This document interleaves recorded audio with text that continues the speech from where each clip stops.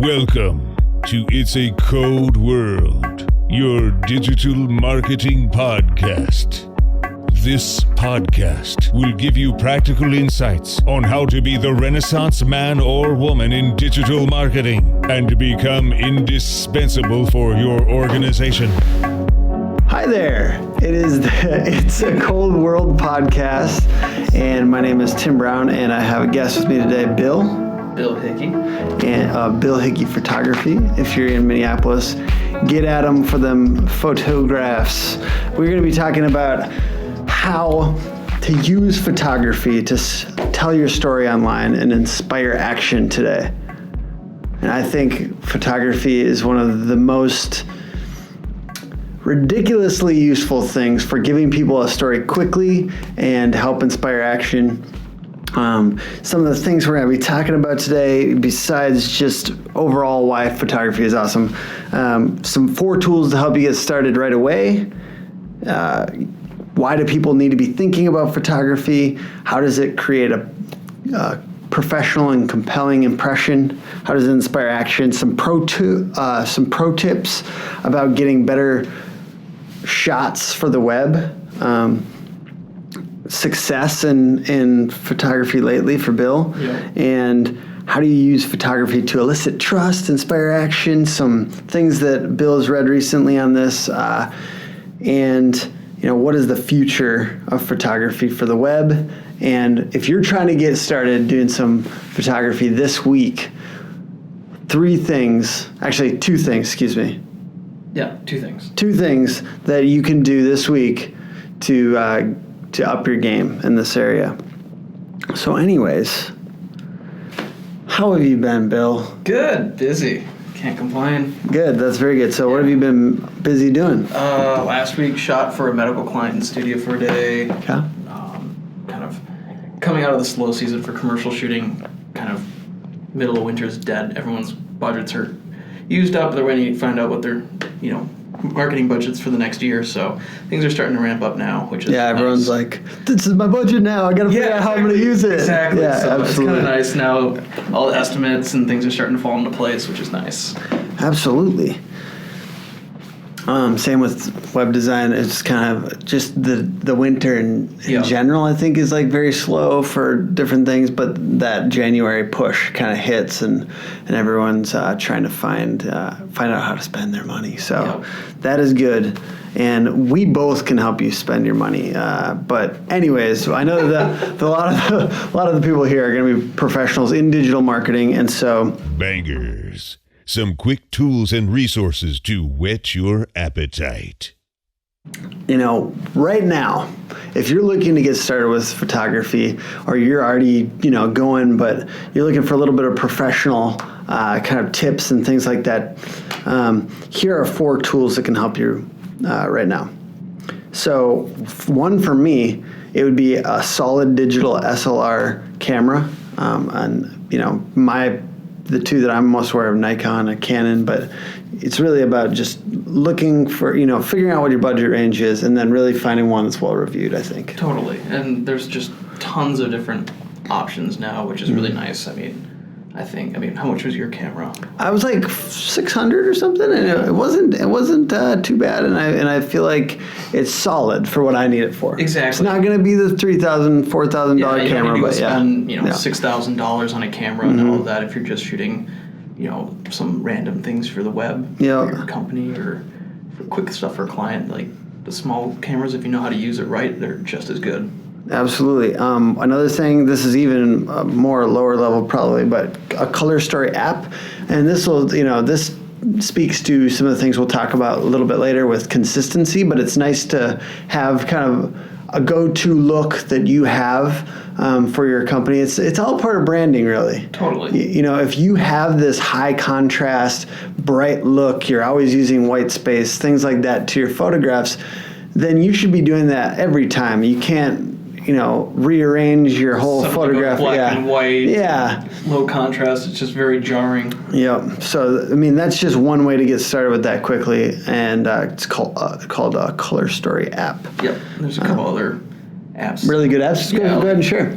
use VSCO. That's a really popular one. Mm-hmm. I remember that. And then if you want to get into a little bit more personalized and tweaking, Lightroom Mobile actually is really, really a strong, powerful mobile editing app.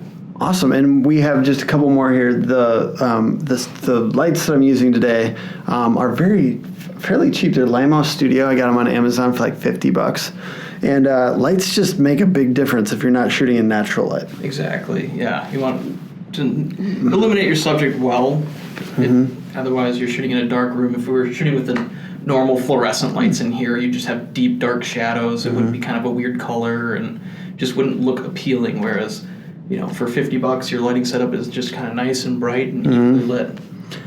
Absolutely. And then you talked about Lightroom Mobile, but Lightroom and this other one, if you want to share. Oh, yeah. So, once you've shot your photos, typically people shoot in a RAW format, which kind of gives you more room to play with in post-production. So there's programs like Lightroom and Capture One, which are both raw editing tools. So you can kind of correct your exposure and bring up your shadows, things like that. And especially with Lightroom, you can find a lot of free, what do they call it? Not actions in it, presets. So I love presets. Exactly. I love templated shit. Yeah, it makes life really easy, especially when you're starting out and you don't know all the dials and things like that. You can go online and just find a bunch of free ones and kind of start from there, and then you can start playing with those and as you get more comfortable with the program, start building your own. Yeah, I love it. So, real high level here. Why do people need to be thinking about photography, and how does photography tell the story of a company or an organization quickly, and how does it create a professional and compelling impression? That's a lot of questions. That's a lot of questions. Just let me add one more on there. Yeah, why not? Just throw it on top.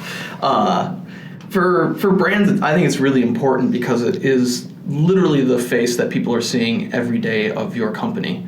So, we've talked about stock imagery before where, everyone kind of knows when they see a stock image. So say you're running a trash company, a trash collection company. Would you rather see a stock photo of a guy in New York City that's smiling with a trash can? Or do you want to see someone, one of your guys that's actually driving in the neighborhoods that you service? I want to see a man in the gutter. I want to see a man just lying there next to a pile of trash. Yeah, exactly. I know it's real. Exactly. No. But, you want that authentic, that's literally my neighborhood that they're driving in. This is just an example because I paid my trash bill the other day. But, just thinking about that. And when you paid it, was it real? Was it photos? Yeah. The company that I use, they're the local guys, and it's all photos they had done. I love that. Yeah. No, seriously, it's a big deal. It also, not to knock giant companies, I knew they were actually local guys. Yeah. It wasn't, being named a local thing. It was actually part of a giant thing. It's not, and you kind of speak to it, it's not about having these perfect photos. Yeah. Necessarily. I mean, good photos are important. Definitely. But it's about, I do think authentic is more important than perfect. Like their photos, for example, they're not stellar, but, it is authentic. I know that they service, I live in Roseville, and I know they service Roseville because the houses are literally like a block from my house that you see in the images. That's awesome. Totally. All right. So a little bit of deeper Q&A here. How do you get the best shots you get with key value propositions of a business in mind? It's definitely a lot of pre-production, talking to the client, what they're, who they are, and what they're trying to portray. So if you're, let's use a tap room, for example, you're selling beer and it's a local craft beer, so you definitely want to be playing up the local aspect and the fact that it's being made there. So you're trying to think of shots and things like that. So it's is it, someone carrying a 6-pack with Minneapolis in the background or something like that, Trying to think of, or for the brewery that I shot with, their big thing is, what do they call it? Well, they do farm-to-table dinners and things like that, and then I think it's farm-to-beer. So they're, working with local honey producers, and they're doing something really cool right now with maple syrup. So they went and found local maple syrup people. So with the imagery that we created for them, we shot on a farm near where they get a lot of these products, so that we're creating these authentic images that kind of represent who they are and what their product is. And I don't mean to make this just an infomercial for Bill and his profession, but there's just something so beautiful about real shots. And when you're thinking about the story, when you're going out and you're kind of documenting what the components are that are coming into it. Yep. And I also think it's not always just the sexiest things like beer and honey. I think that sometimes I think sometimes like people don't realize like that even just documenting what's really going on in a business and really sharing it, really showing the people and really making them people to people. Definitely. Because that's what photography does, is it makes people people. Even shooting in like a cubicle situation, you can have the people interacting with each other, hanging out in the break room, things like that. It doesn't need to just be dismal looking, if that makes sense. And like for our agency, Snap Agency, one of the key pages that everyone goes to is that About Us and the People page. And you don't really think of that as like a crucial page on a website necessarily, but having solid shots of individuals and like showing a little bit of character and things like that. Showing personality. People want to know that like, not only do I want to work with you, but I can go get a beer with you later. Yeah. And you can't technically get a beer with me because I don't drink, but but I still am mildly laid back sometimes. No, but I love the way that it humanizes people, and I love the way that it draws out people's quirks and things like that. And you're shooting with people. Totally. And companies are people. It's a group of people. Yeah. And I really do want to see your work. I want to see what you've done, but I want to see that. Plus, I kind of want to see who you are. Totally. Yeah. So, what are some pro tips about getting better shots right now? Let's say somebody's going out and they just got their decent new digital SLR camera and they're about to try to get some cool shots. Totally. What are some things? I've got 1/3, 2/3 layout, and the little bit of that I know about photography, that has been useful because, monumentous, especially when you're shooting for web or, even if you're shooting for print, you're leaving room for copy on the left or right side. So, once again, we were talking earlier about like the pre-production. What's the use of the image? Like, are we shooting for a mail or postcard? And what side do we want the text to be on? So that when you're shooting and composing, so if I was shooting us right now, are we going to be, I wouldn't shoot it center because we're going to try to put type and then you're going to put, the podcast over our face and that doesn't look good. So if we're shooting to the left or the right, we're having the subject to the left or the right, we're leaving that room for that copy. Absolutely. And so if somebody's not familiar with it, it's just keeping the figure or the main piece in 1/3 of the photo and then leaving 2/3 of the photo open. And I think white space and dark space are huge. So if it's not busy with a bunch of other things, then it's a easy hack to make a photo more well composed. Definitely. Just keeping it really clean and simple. Yep. Long horizontal layouts. You were just talking about that for the web. I mean, it's extremely important. Yeah, like your computer screen is 16:9 basically. Yeah. Like everything is horizontal.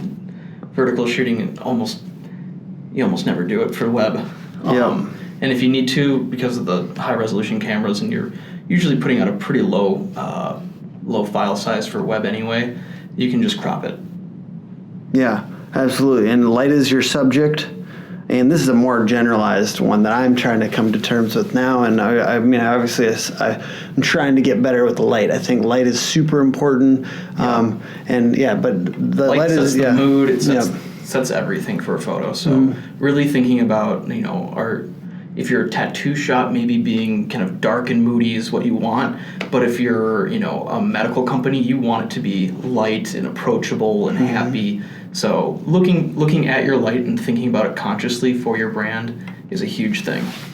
Absolutely. You talked about shooting wide and then you can crop it. So shoot wide, crop tight, illuminate your subject. You talked about that. And consistency. Consistency in editing, definitely. And we talked about, the programs that you can use even if you're shooting with your phone using VSCO, or what was the other one that you were talking about? I talked about a color story. Yeah, color story. And then kind of using not even the exact same filters in those, but similar ones, so that your imaging is consistent looking. Yeah, absolutely. Because it's like everything's kind of got a warm tone, and then suddenly it's a black and white that's really high contrast. It's just very jarring for the audience. You want that, if you're going to do black and white, it needs to be consistently, or if it's going to be, very high contrast, once again, you want that to be kind of consistent throughout your brand. And I mean, just bring it down to earth for a second. I've kind of got my pattern as far as I was doing hand lettering for a while on Instagram, and I kind of have my pattern, which is I bring down the darks.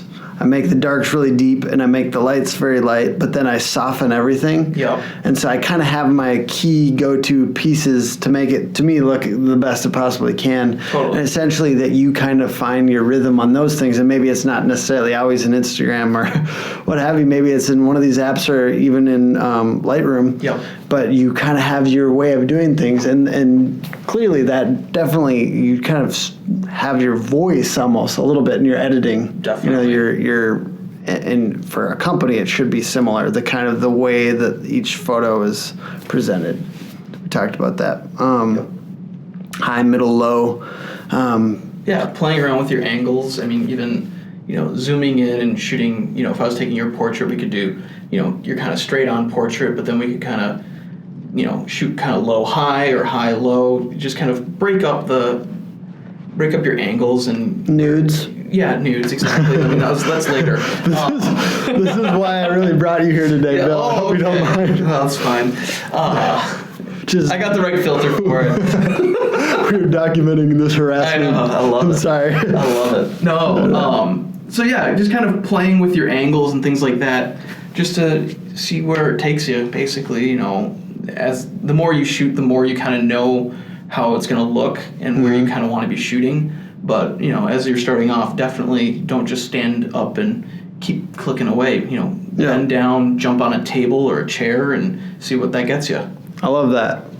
And that kind of, brings me to my next thing about what kind of, it makes you get out of your comfort zone a little bit, photography, like you're saying, jumping on a chair, getting low, kind of getting under people, things like that. Talking to complete strangers, And so what kind of, give me a story of you just what does photography do? Because to me, it puts you in new places with new things. So have you experienced any of that in your doing photography day to day? Totally. So last spring I went down to Iowa for a day shoot with an agriculture company, and I wouldn't say most of the time, but a good chunk of the time was actually in the cab of the tractor as he's planting the seeds. So it was one of those things where I had to think beforehand going down there, how the heck am I going to be in this tiny, you're just smashed in this little glass box. How am I going to shoot, full portrait of this guy working in his tractor and try to get shots of, the actual tractor? So were you, leaning out and stuff, or? I rented a really wide lens, a fisheye, and I would just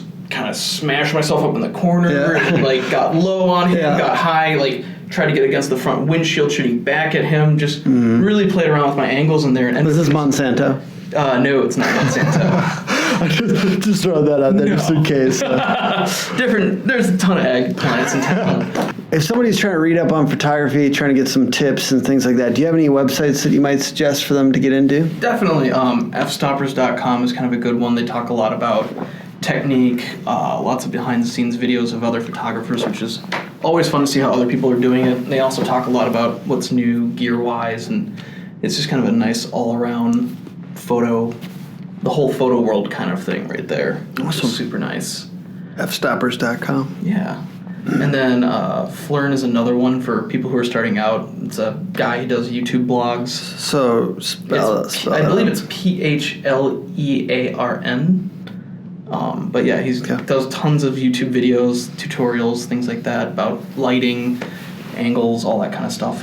So what does the future of photography for the web look like? Is it going? Is the demand going up? Is demand going down? Demand is going up, and turnaround is getting faster and faster. Okay. Clients want things almost instantaneously now. They want you to be the McDonald's of photography. Basically, yeah. Okay. It's the drive-through. This is what we need, and I want it now. Can I have it? So. What's an ideal client look like for you? Imagine the 3, 4, 5 Lots top. of money. There you go. Magic key right there. Let's say like some of their top like 5 clients that you've really enjoyed working for. Maybe it's like the money thing, maybe it's bigger, but like also like the experience that you had working with them, and what does that look like? What's an ideal client look like? Man, people who let me do it my way, which is nice. Like, definitely there's times where you get hired and it's basically just using your lighting technique and you pushing a button, and a lot of other times it's, they're hiring you because of your creative vision and your ability to work with people and kind of bring the best out of them. So what is talk to me just a little bit, give me a little bit of a taste of what the creative vision is that kind of like makes your... For me, I definitely like having an authentic feel where people aren't looking directly into the camera. They're either looking off, talking to somebody else, or interacting with multiple people, or if they're doing like something with a phone or something like that, where it just has this very natural, in the moment, like I'm kind of a fly on the wall almost. Like someone once said, kind of voyeuristic, which is kind of a dirty term, but it does kind of sum it up. I like it. You're kind of off and just witnessing.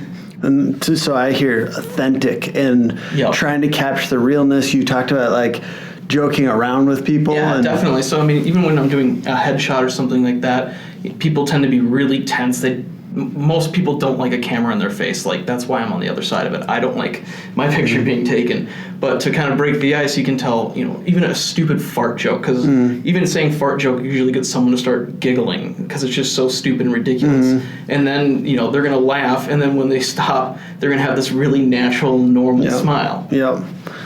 So if somebody was going to be trying to ramp up their skills over the next week, what would be 2 solid, very specific things that they could do to take their skill at photography to the next level? Go on a photo walk. Take an hour, go somewhere cool. Like if you're in Minneapolis, the most cliche place is the Stone Arch Bridge. But it's the best. It's fun. I like going down there still. Like, I mean, everyone takes pictures down there. There's always a photo walk going on. But take an hour, go down there, pick a time, maybe sunset. Sunrise is even better because there's no one down there then. Yeah. I like to go down at sunset because I like to interact with the homeless people personally. Yep, there's lots, just tons of cool people. Like young hobos, not those old hobos. the gutter punk kids. Yes, exactly. Totally. They really are down there. Yeah. I like it. But wander around and shoot, 50 photos and go back, and then don't even touch them that day. The next day, put them on your computer or look them up on your photo or on your phone and pick your top 5 or 10 shots and kind of think about why you like them. Is it the composition? Is it the lighting? Is it, the cool gutter punk kid's tattoo? Like, what about the image do you like? Absolutely. And then, as we said, or talking, go back to that same spot the next week, or a week from then, which would be next week. Okay. And instead of shooting a ton of images, only take 10 photos. And before each photo, you need to stop and think about, is this well composed? What is it? Is it the lighting? Is it the mood? What about this makes it a good photo before you take that photo? Really take that time to stop and think about it before you, because I think that's one of the things especially with the dawn of digital, man, it's so easy to just put your finger on the trigger and just blast and take a photo of everything, and you're kind of hoping to hit something, whereas if you're more well-intentioned and aiming to hit something better, it'll just make you a much better photographer. I love it. What makes it worth taking the photo? And I think what you're saying there, the experiment of doing the same thing twice, but this time only taking, what did you say, 5 or 10? Yeah, 5 or 10 photos. Just 5 or 10 photos. And just that process, you really would want to be thinking, like, I want to get something good. Because you're on an adventure. You're going to be kind of anxious to take some shots if that's partly your intention out there. And I think that process of just thinking, and I think that experiment kind of draws out your creativity, and it just kind of makes your brain work in a different way. You probably did the same thing with design. When you started, you probably were just doodling random things, and it was, calligraphy here and a graffiti style there, and eventually you start to be like, well, wait, like, which style am I doing? Like, what do I like? What's my flavor? Yeah, absolutely. And so for people that aren't taking shots themselves, how do you find and connect with the right photographer? Google's a good one. Yeah. There's also... How do you choose one, though, off of Google? Because there's probably some bad ones. Yes, there's lots of bad ones. So how do I spot a good photographer, essentially? Usually... Besides going to hickeyphotography.com. Yeah, obviously. That's your first stop. Yeah. But no, if you're a restaurant owner and you're looking for someone to shoot your restaurant and the food, you would Google, St. Louis, Missouri food photography. Mm-hmm. And from there, you're going to find people who are specializing in what you're looking for. And from there, give them a call, talk to them, have them come in and meet, show their work. You can kind of tell how good someone is by just looking at their website, Mm-hmm. They better have a cool website. Yeah, you need a cool website for sure. Okay, so... That's where you guys come. Yeah, exactly. So, Bill, where can they find us if they're looking for us online? My website is hickeyphotography.com, all one word. And then Instagram and Twitter, I am at hickeyphoto. Awesome. And you can find me at timbydesign.com. And this podcast you can find at timbydesign.com/podcast-8. I'm also on Twitter at timbydesignmpls. And thank you so much for joining us. And until next time. Join us next time for It's a Code World, bringing you radical guests speaking to relevant topics in digital marketing. From visual design to front-end development, from growth hacking social media and SEO to work process tips and working with clients. Stay tuned, and we'll keep talking about topics you care about. Thank you for listening. Until next time.